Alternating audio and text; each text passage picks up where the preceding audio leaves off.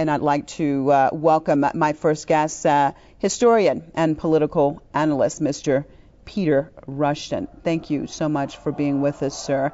Now, the situation, it seems that every day we're just talking about the deterioration of it. However, I want to look at it. It seems to be that a little bit more information is coming out in the international media as a couple of the mainstream television stations now seem to be covering Bahrain a little bit more. Do you see that, sir, as a sign that things have deteriorated so much that at this point in time they have no choice but to let some of this information out?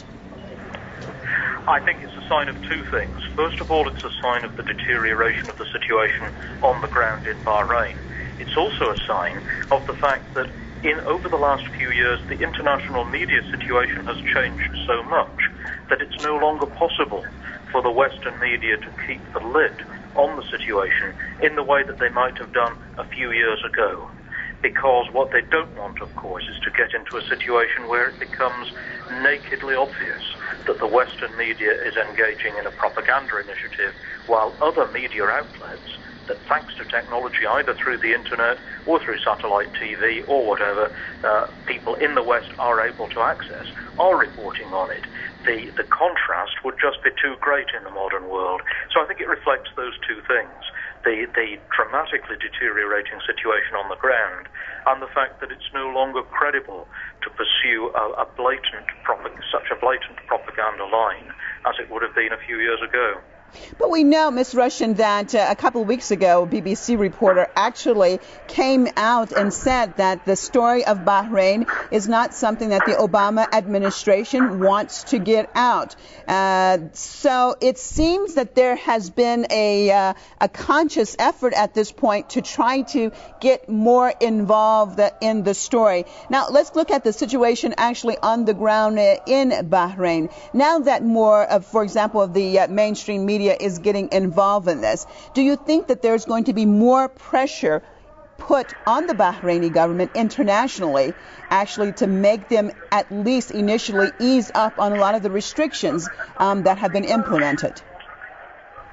Yes, well, we know that the Bahraini government here in London has employed for some time has employed one of the top public relations agencies, a very politically well-connected PR agent, Sir Tim Bell and his company, who have close connections to the Conservative Party that's currently in government here in London, going back many years. So that has enabled them to deploy political connections so far, in addition, of course, to the long-term strategic objectives that apply for the Obama administration as well as the government here in London.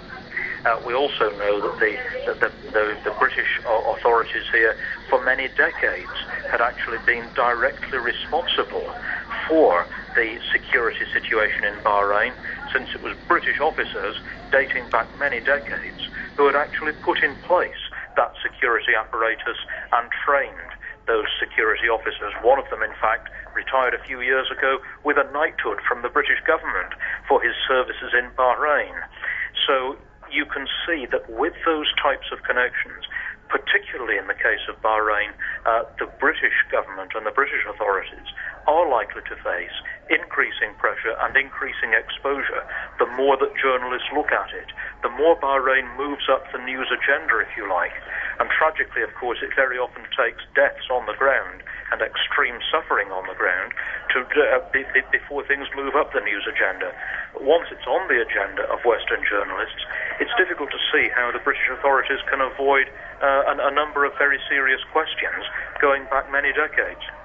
Okay, well, thank you so much for being with us. I know that you have another engagement. Mr. Peter Rushton, historian and political analyst in London. Appreciate you being with us.